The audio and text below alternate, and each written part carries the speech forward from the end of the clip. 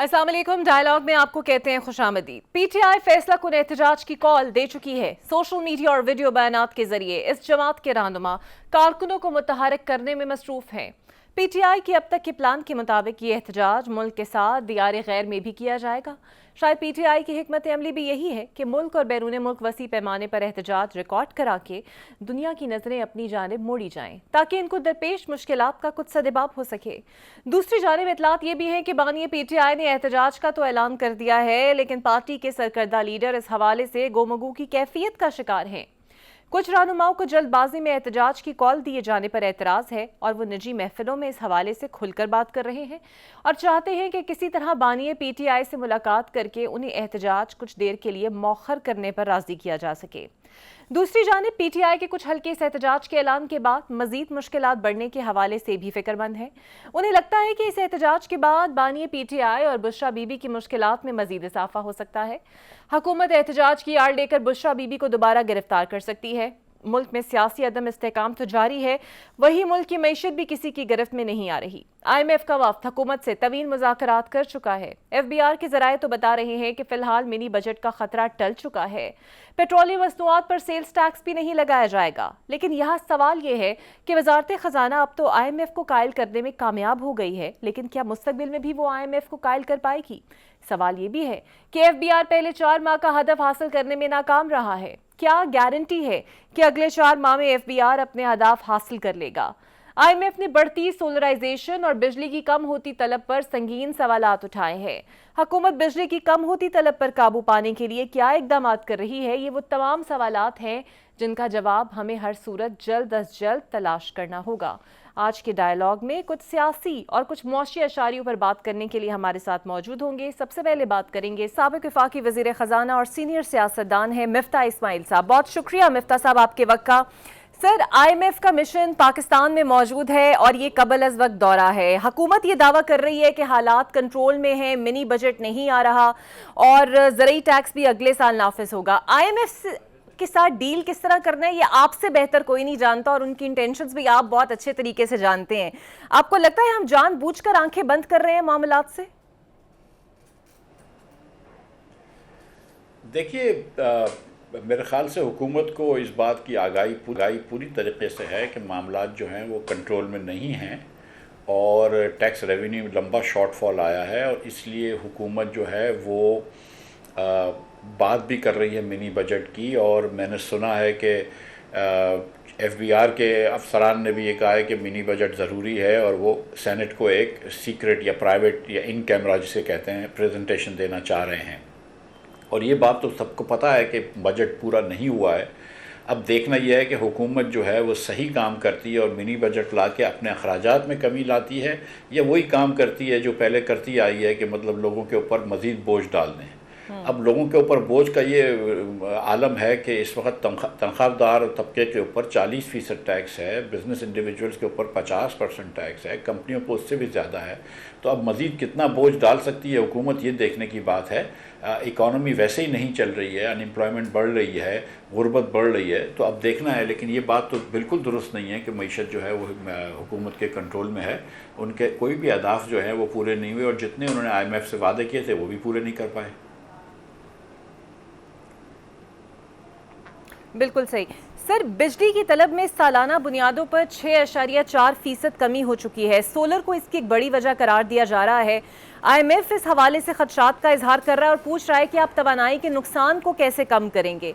आपकी नज़र में हम इस मुश्किल से निकल कैसे सकते हैं बाहर? क्या हमें ग्रीन एनर्जी यानी सोलर पर मुंतकिल हो जाना चाहिए या फिर बिजली की कीमतों को कम करके सनतों को ज़्यादा से ज़्यादा बेचें?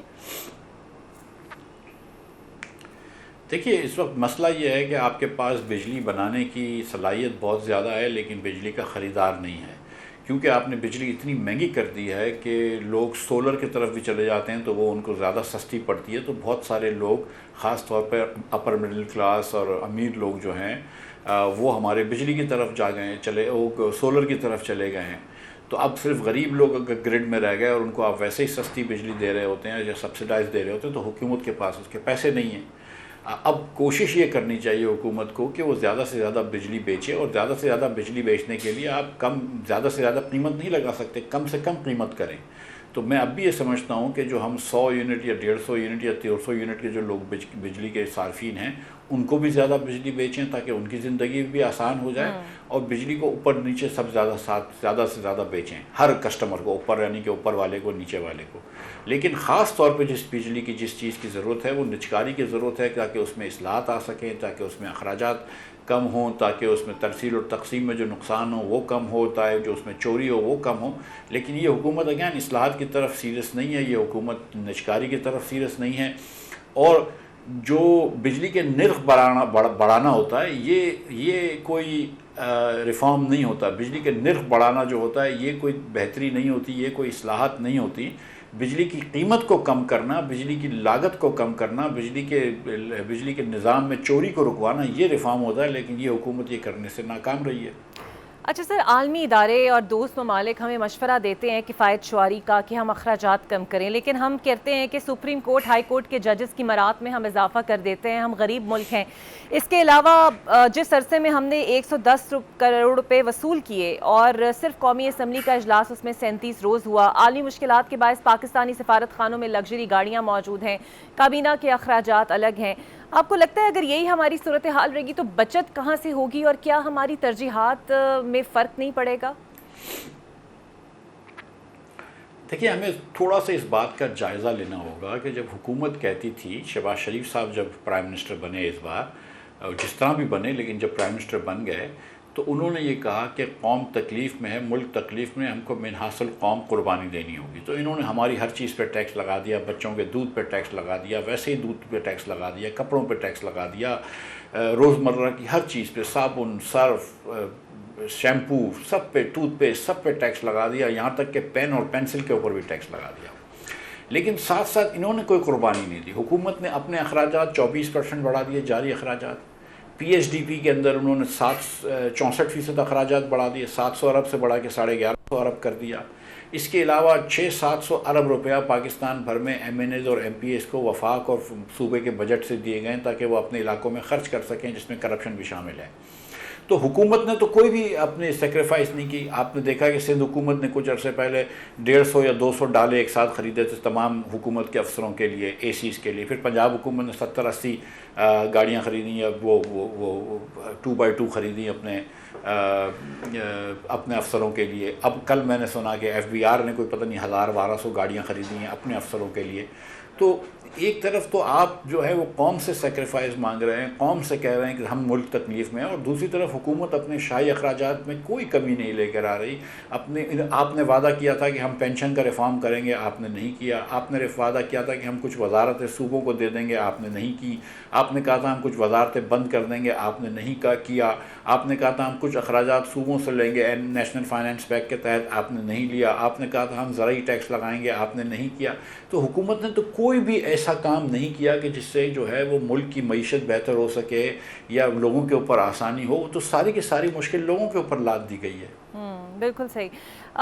سر، آپ کا ایک میسو ایکسپیرینس ہے ایز اے منسٹر فائنانس، اور ہر ادوار میں ہم یہ سنتے بھی رہے ہیں اور دیکھتے بھی رہے ہیں، اور اس بار بھی خود وزیر اعظم شہباز شریف صاحب نے کہا کہ ایف بی آر سے کالی بھیڑیں ہم نے باہر نکالنی ہیں، اسٹرکچرل ریفارمز ہم نے کرنے ہیں.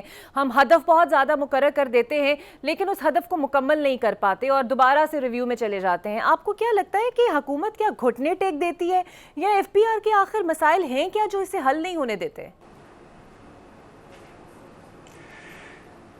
دیکھیے، وہ حکومت جو ہے وہ بالکل سنجیدہ نہیں ہے کسی بھی اصلاحات کے کرنے میں. یہ حکومت کا جو اولین اور واحد ترجیح ہے وہ اپنی کرسی بچانا ہے. لہٰذا جو آئین سازی کرتے ہیں، جو قانون سازی کرتے ہیں، جو ججوں کی تنخواہ بڑھاتے ہیں، دیگر مراد دیتے ہیں، وہ صرف اپنی کرسی بچانے کے لیے کر رہے ہیں. ان کا کوئی مقصد نہیں ہے کہ پاکستان کے عوام کی بہتری ہو سکے، یا نظام کو بدلیں، یا نظام کی کوئی فنڈامنٹل اصلاحات کریں، یا چھوٹی موٹی اصلاحات بھی کریں. ان کا کوئی ایک مقصد نہیں ہے. تو یہ باتیں بڑی اچھی کر لیتے ہیں کہ ایف بی آر میں ہم کو یہ کرنا ہوگا، وہ کرنا ہوگا، لیکن کیا کیا؟ ایف بی آر کے اندر 38.5% آپ نے انڈیویجولس کے اوپر ٹیکس لگا دیا. 49.5% ٹیکس ہے. اگر آپ ڈاکٹر ہیں، چارٹرڈ اکاؤنٹنٹ ہیں، اپنی پریکٹس کرتے ہیں، یہ لائر ہیں، تو آپ کے اوپر 49% ٹیکس ہے. حکومت کہہ رہی ہے کہ اگر آپ جو پیسے کما رہے ہیں اس میں سے آدھی تنخواہ آپ مجھے دے دیجیے، آدھی آمدن مجھے دے دیجیے. مجھے بتائیے یہ حکومت کس منہ سے یہ پیسے مانگ رہی ہے آدھے آپ سے؟ کیا یہ حکومت آپ کو پینے کا پانی دے سکتی ہے جس سے آپ بیمار نہ ہو؟ لاہور کے اندر یہ کیا حکومت آپ کو وہ ہوا مہیا کر سکتی ہے جو آپ سانس جس سے لے کے زندہ رہ سکیں؟ یہ حکومت جو ہے پشاور یا کوئٹہ میں آپ کو سیکیورٹی پہنچا سکتی ہے؟ تو جب ہمارے پاس سیکیورٹی نہیں ہے، پینے کا پانی نہیں ہے، ہمارے پاس ہوا سانس لینے کے لائق ہوا نہیں ہے، ہمارے پاس ہمارے 2.60 کروڑ یعنی کہ 40% پاکستانی بچے اسکول سے باہر ہیں، جو دنیا کی سب سے بڑی تعداد ہے اسکول کے باہر بچوں کی، جب 40% پاکستانی خطے غربت کے نیچے ہیں تو حکومت کو شرم آنی چاہیے۔ کس منہ سے بولتے ہیں وہ کہ ہم کو 50% اپنی آمدن کا ٹیکس دے دو؟ بالکل صحیح۔ اور سر IMF دوسری جانب ہمیں کہہ رہا ہے کہ آپ فائنانسنگ گیپ پورا کریں، اور ہمارے وزیر خزانہ کہتے ہیں کہ ہمیں کوئی بھی دوست ملک اب قرض یا رول اوور دینے کو تیار نہیں ہے۔ تو سر پھر ہم یہ گیپ کس طرح پورا کریں گے، اور کیا ہمارے دوست بھی ہم سے اکتا گئے ہیں؟ دیکھیے 3 طریقے سے ہمارے پاس ذرائع وہ آ سکتا ہے، ذرائع مبادلہ آ سکتا ہے۔ ایک یہ ہم برآمدات بڑھا لیں، ایکسپورٹس بڑھا لیں، وہ ہمارے بس کی بات نہیں ہے۔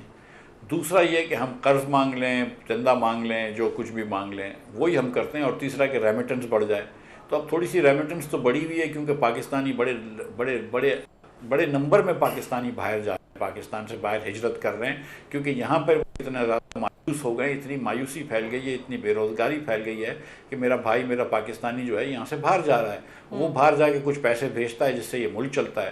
نہ ہم برآمدات بڑھا سکیں تو پھر ہمارا جو تکیہ ہے وہ صرف قرض پہ ہم نے تکیہ کیا رکھا ہے۔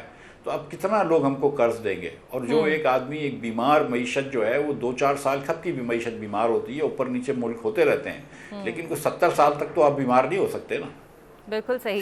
اور سر حکومت جب بار بار یہ دعویٰ کرتی ہے کہ ہماری معیشت درست سمت میں ہے، اور پھر امریکہ میں ٹرمپ آ گئے ہیں، چین بھی ہم سے زیادہ مطمئن نہیں ہے، سیکیورٹی حالات ہمارے خراب ہے، اس کو دیکھ کر آپ کو لگتا ہے that we are in the right direction, اور at least we are working towards the right direction?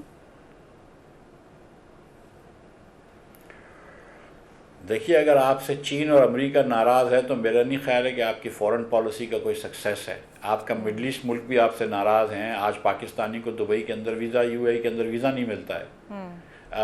آپ کے کویتی آپ کو کتنے عرصے سے ویزا نہیں دے رہے، بیکاز آف آپ نے یہاں پہ جو بھی افغانوں کو پاسپورٹ دے رکھے ہیں، دیگر چیزیں کر رکھی ہیں آپ نے، نہ آپ نے کوئی ادھر آپ کا وہ کام اچھا کیا گیا ہے، آپ نے کاؤنٹر ٹیررزم کا کام اچھا کیا گیا ہے۔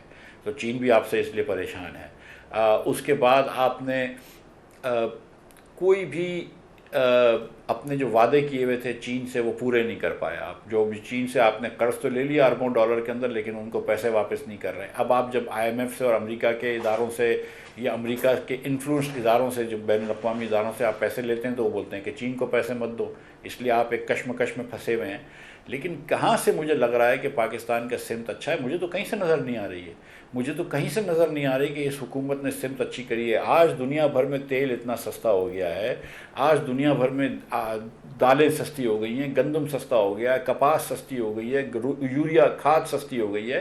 تو ہمارے ملک میں تو بہتری بہت زیادہ آ جانی چاہیے تھی، لیکن یہ حکومت کی نالائقی ہے اور کہ یہ حکومت جو ہے وہ بہتری نہیں لا سکی۔ ان کے اندر وہ عوام کی خدمت کا شعور نہیں ہے۔ ان کے اندر اس وقت جو ہے وہ جستجو صرف سیاسی ایک جنگ ہے PTI کے اندر اور پیپلز پارٹی اور مسلم لیگ میں، خاص طور پہ مسلم لیگ میں، ان کی ایک آپس کی جنگ جاری ہے جس کے اندر یہ اس کو پکڑ لو، یہ اس کو بند کر دو، یہ دھرنا کر دو، عوام کی کوئی بات نہیں کرتا ہے۔ اب ہمیں معذرت کے ساتھ یہ کہتا ہوں کہ ہمارے PTI کے بھائی لیڈران بھی جو ہیں وہ میں نے آج تک ان کے منہ سے عوام کی بات نہیں سنی، ان کے منہ سے میں نے قیمت کی مہنگائی کی بات نہیں سنی، ان کے منہ سے بے روزگاری کی بات نہیں سنی، اور حکومت تو یہ بات ہی نہیں کرتی ہے۔ سر یہ بتائیے گا کہ PTI کی نچکاری کی بھی اور جو وہ اپنے دور میں سوچتے رہے، اور اب PIA کی نچکاری کی ساری کہانی آپ کو معلوم ہے، آپ کو لگتا ہے کوڑیوں کے بھاؤ اگر ہم ادارے بیچ دیں گے اور پھر اسی ملک میں جہاں پہ پیسہ آنا ہے وہاں سے صوبے اسے خریدنے کی بات کر رہے ہیں، اگر صوبوں نے ہی خریدنا تھا تو پھر بیچنے کی کیا ضرورت ہے، اور صوبے کیا بہتر چلا پائیں گے جو ہم نیشنل لیول پہ نہیں چلا پا رہے؟ بالکل آپ کی بات درست ہے۔ صوبوں کی KP کی 90% سے زیادہ جو آمدن ہے وہ وفاق جو ان کو گرانٹ دیتی ہے اس سے ہے۔ پنجاب کی بھی میرے خیال سے 80-85% سے زیادہ آمدن جو ہے وہ وفاق سے آتی ہے۔ مطلب وفاق کے پیسوں پہ یہ صوبے چل رہے ہیں، وفاق کے پیسوں پہ یہ اپنے شاہی اخراجات کر رہے ہیں، اور اب یہ کہہ رہے ہیں کہ وفاق بیچ دیں، مطلب یعنی کہ باپ ایک ایئر لائن بیچ رہا اور جو بچوں کو پاکٹ منی دیتا ہے بچے اس سے خریدنا شروع کوشش کریں، تو کیسی عجیب سی بات ہے۔ ہم کو یہ بتائیے، مجھے یہ بتائیے کہ جو صوبے ہیں، کیا ان کا جو 4 مین کام ہوتے ہیں، تعلیم دینے کا، کیا اس میں کامیاب ہیں؟ نہیں ہیں، کیونکہ 40% بچہ اسکول میں نہیں ہے۔ کیا صحت دینے میں کامیاب ہیں؟ نہیں، کیونکہ اتنے ہمارے یہاں اسٹنٹنگ ہے، ہمارے یہاں اتنی ویسٹنگ ہے بچوں میں۔ کیا یہ لا اینڈ آرڈر دینے میں کامیاب ہیں؟ نہیں، اس میں بھی نہیں ہے۔ کیا صاف پانی اور دیگر سہولیات دینے میں کامیاب ہیں؟ اس میں بھی نہیں ہے۔ تو بھائی پھر آپ کو ایئر لائن چلانے کی کیا ضرورت ہے؟ مجھے دنیا کے اندر کوئی ایک اور صوبہ بتا دیجئے، کسی اور ملک میں، ہندوستان ہو، امریکہ ہو، فرانس ہو، کسی ملک میں کوئی ایک صوبہ مجھے بتا دیجئے جو صوبہ اگر ایئر لائن چلاتا ہو۔ یہ پتہ نہیں اونٹ پٹانگ کیسی جو مرضی آئے منہ میں آ گئے وہ بول دیتے ہیں۔ ایک دن گنڈاپور صاحب نے کہہ دیا، دوسرے دن مریم صاحبہ نے کہہ دیا۔ یہ عجیب سی بات ہے کہ یہ صوبے ایئر لائن چلانے کی بات کریں۔ وہاں پہ وفاق کا تو کوئی ارادہ ہی نہیں ہے پرائیویٹائز کرنے کا۔ وہ کوئی ڈار صاحب جب تک بیٹھے ہوں گے پرائیویٹائزیشن کمیٹی کے چیئرمین، ایک چیز پرائیویٹائز نہیں ہوگی۔ یہ میری بات نہیں ہے، یہ تو تاریخ بتاتی ہے، ریکارڈ ہے کہ پہلے بھی انہوں نے میاں نواز شریف کے زمانے میں بھی نہیں ہونے دیا، تو میاں نواز شریف تو چاہتے تھے پرائیویٹائزیشن، اس شہباز صاحب تو چاہتے بھی نہیں ہیں، تو یہ کوئی نچکاری نہیں ہوگی۔ So sir, do you think that only the privatization is the solution؟ اور جب تک ہم ان خسارہ زدہ اداروں کی نشکاری نہیں کریں گے ہمارے مسائل حل نہیں ہوں گے؟ آپ کو بھی یہی لگتا ہے؟ بالکل صحیح بات ہے۔ جب تک ہم یہ خسارہ زدہ اداروں کی نچکاری نہیں کریں گے، مثال کے طور پر پی آئی اے 80 100 ارب روپے نقصان کرے گی۔ اب ہر سال جتنا آگے جاتے رہیں گے نقصان بڑھتا رہے گا۔ 700 ارب روپے کا نقصان کر دیا انہوں نے اب تک اپنی تاریخ میں۔ صرف 8000 لوگ بھی نہیں ہیں ان کے پاس، 15 جہاز پہ آ گئے ہیں۔ ایمریٹس کے جو پی آئی اے کے 2 جہازوں سے شروع ہوئی تھی، اس کے پاس 200 اور 87 جہاز ہیں آج۔ تو پی آئی اے نے کیا کر لیا؟ ہم کچھ کہیں اڑ تو نہیں سکتے، یہ لوگ، ان کے آدھے جہاز نہیں اڑ سکتے، ان کو امریکہ جانے کی ان کو اجازت نہیں ہے، یورپ جانے کی ان کو اجازت نہیں ہے، برطانیہ جانے کی ان کو اجازت نہیں ہے، کیونکہ نہ ہمارے سول ایویشن پہ لوگوں کو بھروسہ ہے جب سے وہ غلام سرور صاحب نے اپنے بیانات جاری کیے تھے، نہ ہماری ایئر لائن پہ کسی کو بھروسہ ہے۔ اور پی آئی اے کا کیا فائدہ ہے؟ یہاں سے کراچی سے اسلام آباد یا لاہور جائیں آپ تو فلائی جنا ہے، ایئر بلو ہے، سرین ہے، سیال ہے، یہ سارے پی آئی اے سے اچھی سروس پرووائڈ کرتے ہیں اور سیم پیسوں پہ ٹکٹ دیتے ہیں، لیکن وہ کچھ پیسے کماتے ہیں تو ہم کو ٹیکس دے دیتے ہیں حکومت کو، یہ 100 ارب روپیہ سال کا لے جاتے ہیں، فائدہ تو کوئی نہیں ہوتا ہم کو۔ تو اس پیسوں میں اگر ہم ہسپتال بنا لیں، ان پیسوں میں اگر ہم اسکولیں بنا لیں، ان پیسوں میں اگر ہم ریسرچ یونیورسٹیز بنا لیں تو ملک کا بہت فائدہ ہوگا، اور یہ پیسے ضائع کرنے سے بچائیں۔ مفتاح صاحب، ایک آخری سوال sir, as you head an important party also now, political party, آپ کے خیال میں یہ جو سیٹ اپ چل رہا ہے کولیشن گورنمنٹ کا، اور جس طریقے سے چل رہا ہے معاشی حالات کو لے کر، معاشی ڈائریکشن کو لے کر، کوئی ایسا خاص کنسرن آپ کو لگتا ہے جو خطرہ بن سکے ہماری معاشی حالت کے لیے؟ دیکھیے، ہماری پارٹی عوام پاکستان جو بنائی ہے شاہد خاقان عباسی صاحب نے اور دیگر دوستوں نے، جس میں میں بھی شامل ہوں، ہم تو ایک پاکستان کو یہ بات بتلانا چاہتے ہیں کہ جس نظام پہ ہماری حکمرانی چل رہی ہے وہ نظام ہی ایلیٹ کیپچرڈ ہے، وہ نظام اشرافیہ کے کنٹرول میں ایسا ہے اور اتنا ناقص نظام ہے کہ اس میں کچھ بھی آپ بندے بٹھا لیں ملک آگے نہیں آئے گا۔ ہم کچھ چیز نہیں کر سکتی پاکستان۔ ہم جو 1990 کی دہائی میں سب سے امیر ملک تھے جنوبی ایشیا میں، آج سب سے غریب ہیں۔ ہمارے یہاں بجلی پورے خطے میں سب سے مہنگی ہے، نہ صرف خطے میں بلکہ سملرلی پلیسڈ کنٹریز میں سب سے مہنگی ہے۔ ہماری گیس سب سے مہنگی ہے، ہمارے ٹیکس ریٹ سب سے زیادہ ہیں، اور سروسز ہماری حکومت کی کچھ بھی نہیں ہے۔ تو اب کو یہ پورا نظام بدلنا پڑے گا، لیکن یہ حکومت جو ہے اس کو نظام بدلنے کی کوئی جلدی نہیں ہے۔ یہ حکومت اپنی کرسی بچانے کے لیے ہے۔ ایک سیاسی کشمکش چل رہی ہے پی ٹی آئی کے ساتھ، ظاہر ہے کہ یہ فارم 47 کی حکومت ہے، وہ ہم سب جانتے ہیں، تو وہ مورل لیجیٹمیسی نہیں ہے۔ میرا نہیں خیال ہے کہ معیشت جو ہے وہ آگے بڑھ سکے گی اتنے سیاسی جمود کے اندر، کچھ نہ کچھ اس کا حل نکالنا پڑے گا، لیکن یہ حکومت اس میں کوئی سیریس نہیں لگتی۔ اور سچی بات یہ ہے کہ پی ٹی آئی کی بھی جو سیاست ہے وہ بہت زیادہ دھرنے اور جلوسوں پہ مشتمل ہے، اور وہ بھی بیٹھ کے بات کرنے کے لیے تیار نہیں ہے۔ لیکن میں پھر بھی گزارش کرتا ہوں پی ٹی آئی کے ہمارے بھائیوں سے بھی اور حکومت کے لیڈران سے بھی کہ کوئی نہ کوئی حل نکالیں، کیونکہ ہمارا غریب عوام تو مر چکا ہے، پس چکا ہے، اب اس سے برداشت نہیں ہو سکتا۔ بالکل صحیح، بہت شکریہ ڈاکٹر مفتاح اسماعیل صاحب میرے موجود تھے۔ دیکھتے ہیں ایسی معاشی ڈائریکشن کے ساتھ ہم کتنی بہتری پاکستان کی معاشی حالت میں لا سکتے ہیں۔ ایک بریک لیتے ہیں، بریک کے بعد آپ سے ملتے ہیں۔ Welcome back. और अब मेरे साथ मौजूद होंगे पाकिस्तान तहरीक इंसाफ के रहनुमा और कानूनदान शेर अफजल मरवत साहब। बहुत शुक्रिया अफजल मरवत साहब आपके वक्त का। सर, एक बार फिर एहतजाज की कॉल। पहली बात, ये एहतजाज लीड कौन करेगा, और अगर मकासद पूरे ना हुए तो लाएअमल क्या होगा? कोई धरना भी हो सकता है? जी, एहतजाज जो है अभी तक तो जो खदोखाल ज़ेर बास आए हैं और जिनसे हमें उम्मीद है कि नताइज हासिल हो सकते हैं, एहतजाज जो है वो धरना ही होगा। और जहाँ तक कौन लीड करेगा, इस हवाले से तो सर फहरिस्त तो अली अमीन ख़ान है, वज़ीर आला खैबर पख्तूनख्वा।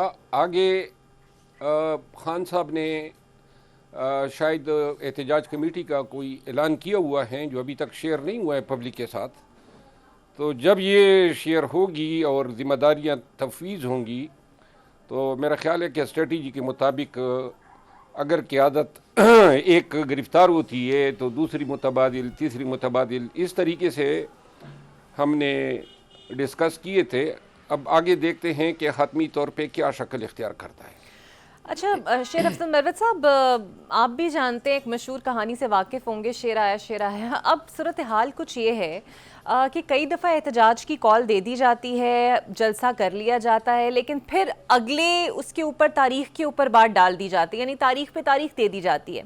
आपको नहीं लगता ये बात पीटीआई वर्कर्स का मोराल डाउन करती है? शेर आया का मुहावरा तो तभी दुरुस्त होता कि इससे पहले कभी हमने कहा हो कि ये हतमी एहतजाज हैं या फाइनल हैं या इसके लिए जो हैं पूरी तरह तैयार होके निकलना है और जो भी पेश आएगा भुगतेंगे।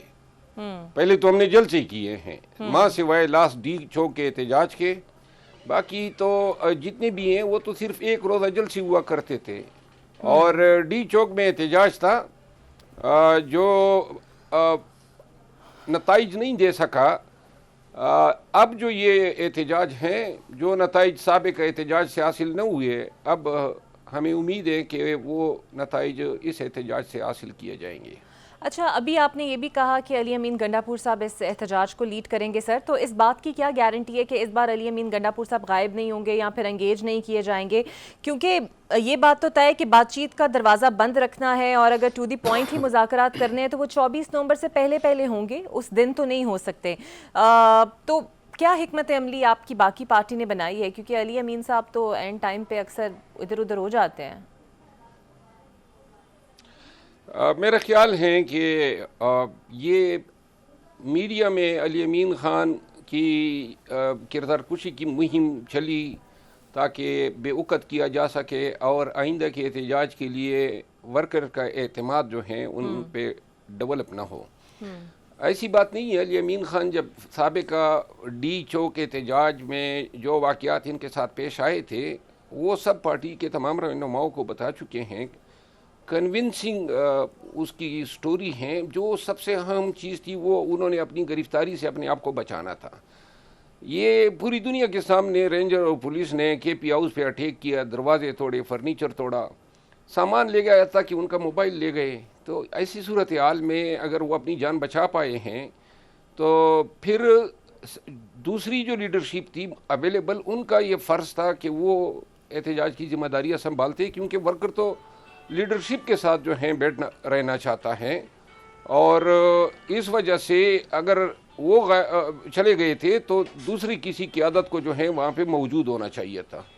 और आप लोगों का जो एहतजाज का दायरा कार है वो इस्लामाबाद के अलावा बताया जा रहा है कि पूरी दुनिया में होगा। तो फिर आपको लगता है कि क्या लाएअमल इख्तियार करेगी पीटीआई कि पूरी दुनिया की तवज्जो इस कॉज पे करा सके जो आप लोग लीड करने वाले हैं? दुनिया भर में जितने ओवरसीज़ पाकिस्तानीज़ हैं, बड़े बड़े शहर हैं दुनिया में, और पाकिस्तान में इब्तदाई तौर पे ये तजावीज़ आई हैं कि उस रोज़ जो हैं आलमी तवज्जो हासिल करने के लिए दुनिया के बड़े बड़े दारुल-हुकूमतों में भी ओवरसीज़ पाकिस्तानी इसको इन्वॉल्व जाए। और पाकिस्तान तहरीक इंसाफ की ये कैपेबिलिटी हैं कि जो मशहूर आलमी शहर हैं उनमें एहतजाज जो हैं कर सकती है। जहाँ तक पाकिस्तान का ताल्लुक़ है, पाकिस्तान में ज़्यादातर फोकस तो इस्लामाबाद पर ही होगा डी चौक पे, اس کے لیے لاجسٹک، اس کے لیے موٹیویشن، سوشل میڈیا کا استعمال، یہ ساری چیزیں جو ہیں اب آنے والی دنوں میں اسٹریٹجی بنائی جائے گی۔ بالکل ٹھیک ہے۔ اور سر کچھ ذرائع اس بات کی تصدیق کر رہے ہیں کہ کچھ رہنما پی ٹی آئی کے اندر ایسے ہیں جو بانی پی ٹی آئی کی جانب سے یکدم احتجاج کے اعلان پر ناخوش ہیں، اور وہ چاہتے تھے کہ تھوڑا مزید ٹائم ملے تاکہ اور کارکنوں کو موبلائز کریں اور پھر اس کے بعد ایک بھرپور احتجاج کیا جائے، اور شاید آپ کا نام بھی ان میں لیا جا رہا ہے۔ اس میں کوئی صداقت ہے؟ یہ سراسر جھوٹ ہے۔ میں نے تو احتجاج کے لیے 1 سال سے نعرے لگا رہا ہوں، اور میں تو سمجھتا تھا اور سمجھتا ہوں کہ احتجاج ہی واحد حل ہیں خان کی رہائی کا، اور یہ تو کافی دیر سے احتجاج کی کال، حتمی احتجاج کی کال یہ 6 ماہ قبل ہونی چاہیے تھی، لیکن دیر آیت درست آیت جو ہیں اب، اور پارٹی میں ایسے کوئی گروہ نہیں ہے، کوئی ایسا فرد نہیں ہے جو خان کی رہائی کو مزید تاخیر کا شکار کرنا چاہتا ہو، تو لہٰذا یہ صرف اور صرف افواہیں ہیں جو غلط ہیں اور بے بنیاد ہیں۔ بالکل ٹھیک۔ اور یہ جب ہم ملک گیر اور بین الاقوامی احتجاج کی بات کرتے ہیں تو آپ کو یاد ہی ہوگا نون لیگ کی کچھ قیادت اس وقت ملک سے باہر موجود ہے، اور خواجہ آصف کے اوپر جو جملے کسے گئے، یا خود مریم بی بی یا میاں صاحب کے اوپر جو نعرے کسے گئے پی ٹی آئی فالوورز کی جانب سے، اس پر وہ پی ٹی آئی کی تربیت اور کارکنوں کی تربیت پر خاصا بھڑکے بھی ہیں اور ناراض بھی ہوئے ہیں۔ اس پر آپ کیا کہیں گے کہ یہ بہتر ہے کہ اس طرح کا رویہ کارکنوں کی جانب سے نہ اختیار کیا جائے؟ میں تو اس پہ بار بار کہہ چکا ہوں، خواجہ آصف صاحب پہ جو عملہ ہوا ہے یا جو ان کو گالیاں دی گئی ہیں، اس کی میں مذمت کرتا ہوں، اور یہ اس کو پاکستان تحریک انصاف کی تربیت سے آپ نے جو بات کہی ہے، میں یکسر جو ہیں اس کی تردید کرتا ہوں۔ جو بھی کوئی فرد تھا وہ اس کا انفرادی فعل تھا، اور میرا خیال ہے کہ سیاست میں اتنی بھی ناشائستگی نہیں ہونی چاہیے کہ اس عمر کے شخص کو پبلکلی اس طرح کیمرے کے سامنے گالیاں دی جائے یا ان پہ اٹیک کیا جائے، چاہے وہ ہمارا کتنا ہی سیاسی مخالف کیوں نہ ہو۔ جہاں تک میاں صاحب اور مریم بی بی کا تعلق ہے، میرا خیال نہیں ہے کہ ان کے حوالے سے کوئی گال گلوچ ہوا ہے، البتہ احتجاج لوگوں نے کیا ہے۔ اب یہ پاکستان میں جو پی ٹی آئی بھگت رہی ہیں، اس میں ان کا تو کافی حصہ ہے، اور ان کے حوالے سے اگر پی ٹی آئی کوئی شائستگی سے احتجاج کرتی ہیں تو اس میں کوئی مذائقہ نہیں ہے۔ بالکل ٹھیک ہے۔ اور آپ کو نہیں لگتا کہ احتجاج کے دوبارہ اعلان سے کہیں نہ کہیں بانی پی T I Bushra be be کی مشکلات میں اضافہ ہو سکتا ہے؟ توشہ خانہ کیس میں بھی بشرا بی بی اور بانی پی ٹی آئی کی بریت کی درخواستیں تو پہلے ہی رد ہو چکی ہیں۔ مشکلات تو اب اتنی سر پہ پڑ گئی ہیں کہ اب صرف یہ اگر سانس لینے واپس لینے پہ قادر ہیں، باقی تو کوئی کسر چھوڑی نہیں ہے۔ لہذا وہ پرسوں میں ایک کہاوت ہے کہ گیلے کا کوئی کیا بگاڑے گا، تو لہذا جو حالت حشر ہمارا کر دیا ہے، ہماری لیڈرشپ کا، خان صاحب کا، ان کے وائف کا، ان کے اہل خانہ کا، اس سے زیادہ مزید کیا؟ جو بھی انہوں نے کرنا ہے کر لیں اگر کوئی کچھ رہتا ہے، لیکن اب ہم ہر قسم کی صورتحال کو بھگتنے کے لیے تیار ہیں۔ بالکل ٹھیک۔ اچھا سر، اس احتجاج میں حماد اظہر، اسلم اقبال، مراد سعید سمیت وہ رہنما جو کافی عرصے سے رپوش ہیں، وہ شامل ہوں گے؟ بقول آپ کی یہ فائنل کال ہے، تو اگر یہ فائنل کال میں اگر یہ رپوش رہنما منظر عام پر نہ آئے تو کیا صرف وہ وزارتوں کو بچانے کے لیے ہی تھے؟ میرا خیال ہے کہ جس حکومت اور جن اداروں اور جن کارندوں سے ہمارا واسطہ اور پالا پڑا ہے، ان سے یہ بعید نہیں ہے کہ جو 3 پی ٹی آئی کے لیڈرز کے نام آپ نے لیے، ان کو کوئی جانی نقصان ملے، تو لہٰذا میرا خیال نہیں ہے کہ اس سٹیج پہ ان لوگوں کو آگے آنے کا کہا جائے گا۔ اچھا۔ اور اس وجہ سے ہم نہیں چاہتے ہیں کہ یہ جو لیڈرز ہیں یہ کوئی تشدد یا کوئی انتہائی پیچیدہ یا سنجیدہ صورتحال سے ان کو گزرنا پڑے، جو ماضی میں اور حال تاحال جو پی ٹی آئی کے ساتھ رویہ جاری ہے۔ تو میرا خیال یہ ہے، کبھی امید یہ ہے کہ یہ لیڈرز جو ہیں منظر عام پہ نہیں آئیں گے۔ بالکل صحیح۔ اور P T I grand opposition alliance بنانا چاہتی ہے، اس میں کچھ پیش رفت ہوئی ہے؟ مولانا اس گرینڈ الائنس کا حصہ ہوں گے یا نہیں ہوں گے؟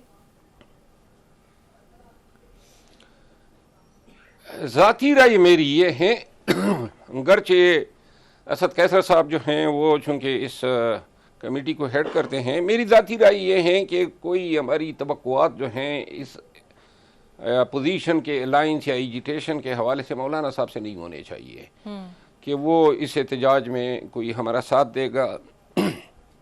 مجھے کوئی توقع نہیں ہے, یہ میری ذاتی رائے ہے. بالکل صحیح. اور فیصل کریم کنڈی صاحب کہتے ہیں کہ کے پی میں 2 متوازی حکومت چلتی ہے, ایک کی صدارت علی امین کرتے ہیں, دوسرے کی بشرا بی بی غیر اعلانیہ طور پہ کر رہی ہیں, اس میں بھی کچھ صداقت ہے؟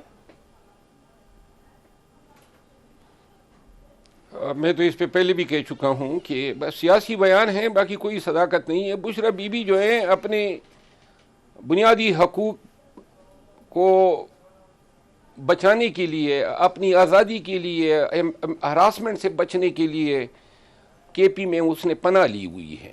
اب یہ فعل جو ہیں اتنا معیوب نہیں ہے جتنا گورنر صاحب جو ہیں اپنے الفاظ میں بیان کر رہے ہیں. بالکل صحیح. اچھا شیر افضل مروت صاحب, بلاول بھٹو زرداری نے آئینی ترمیم کے حوالے سے آج کچھ گلے شکوے کیے ہیں. وہ کہتے ہیں کہ جوڈیشل کمیشن سے احتجاجاً وہ باہر آئے اور وفاقی حکومت عزت دینے کی بات کرتی ہے لیکن نہیں دی جاتی عزت. آپ کو لگتا ہے کچھ معاملات دونوں کولیشن پارٹنرز میں کچھ گڑبڑ ہونے والے ہیں؟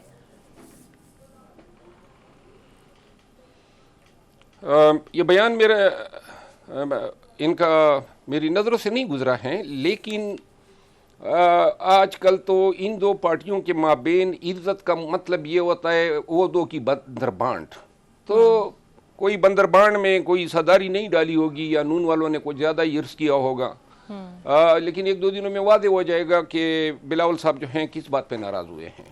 بالکل صحیح. اور جو بریت کی درخواستیں مسترد ہوئی ہیں اور جو توشہ خانہ کیس کے حوالے سے اپڈیٹ ہے, آپ کو کچھ قانونی طور پر امید لگتی ہے, بیکاز آپ خود بھی قانون دان ہیں, کہ بانی ہے پی ٹی آئی کے لیے کچھ راستے آسان ہوں گے باہر آنے کے لیے قانونی طور پر یا نہیں؟ خان صاحب کی گرفتاری سے قبل اور آج تک جتنے کیسز ہیں اس میں کسی ایک کیس میں بھی کسی نیچے سیشن کورٹ نے یا اسپیشل کورٹ نے یا احتساب عدالت یا دہشت گردی انسداد دہشت گردی کی عدالت نے کوئی ایک ریلیف بھی نہیں دیا ہے, کبھی ان کو ضمانت تک نہیں دی. تو ان عدالتوں سے ہمیں کوئی توقع ہی نہیں ہے. یہ جو ہیں ان کو ڈکٹیٹ کیا جاتا ہے اور یہ وہی کرتے ہیں جو ان سے توقع کی جاتی ہے. تو لہٰذا یہ کوئی ہماری لیے, البتہ کیس جو ہیں اس میں موٹ پوائنٹ یہی ہیں کہ جو نیب لاز میں ترامیم کو سیٹیسائیڈ کیا اور سپریم کورٹ نے اس پہ ججمنٹ دی, اس روح سے 50 کروڑ سے جو کم مالیت کے کیسز ہوتے ہیں وہ کیسز نیب کے دائرہ کار میں نہیں جاتے ہیں. تو لہٰذا یہ تھرسٹ آف دی آرگومنٹس ہے. امید ہے کہ یہ ہائی کورٹ میں, لیکن تب تک ہمیں یہ نظر آ رہا ہے کہ جب تک ہائی کورٹ اس کو ریویژن میں فیصلہ کریں بریت کی درخواست کو, تب تک ٹرائل کورٹ جو ہیں وہ فیصلے پر ہی پہنچ جاتی ہے. یہی سلسلہ چل رہا ہے کہ جب ایک کیس میں رہائی ممکن ہوتی ہے دوسرے کیس میں سزا آ جاتی ہے. تو یہ ڈرامہ ہمارے ساتھ 1.25 سال سے چل رہا ہے. بالکل صحیح. سر ایک آخری سوال, آپ کو لے کر جو باقی پارٹی رہنماؤں کے تحفظات ہیں یا جو لوگ آپ کو خاصا اتنی سپیس نہیں دینا چاہتے, ان لوگوں کے گلے شکوے آپ سے دور ہو گئے ہیں؟ میرے کسی سے کیا گلے شکوے ہیں, لیکن اگر نہ میرا کسی کے ساتھ کوئی تنازع ہے نہ میں کسی کا راستہ کاٹتا ہوں, اور آج کل تو ہماری اب بظاہر تو کسی کے ساتھ پارٹی کے اندر میرا کوئی اختلاف نہیں ہے اور نہ کوئی بیان بازیاں ہو رہی ہیں, تو لہذا شکر ہے فی الحال تو امن ہے. اور میں نے بھی اب جو ہے صرف یہ فیصلہ کیا ہوا ہے کہ اب اپنے تئیں سے میں کچھ نہیں کروں گا جب تک پارٹی یہ نہ کہیں کہ یہ آپ نے کرنا ہے. تو لہٰذا اگر کوئی ذمہ داریاں فرائض دیے جاتے ہیں میں بسر و چشم ادا کروں گا, لیکن اگر نہیں دیے جاتے ہیں تو میں پھر آرام کروں گا. بالکل ٹھیک ہے, بہت شکریہ. افضل مروت صاحب پاکستان تحریک انصاف کے سینئر رہنما میرے ساتھ موجود تھے. دیکھتے ہیں یہ 24 نومبر کو ہونے والا جلسہ یا احتجاج ہوگا تو کتنا اثر ڈالے گا حکومت پر اور بانی پی ٹی آئی کے باہر آنے پر. مجھے دیجیے اجازت, اللہ حافظ.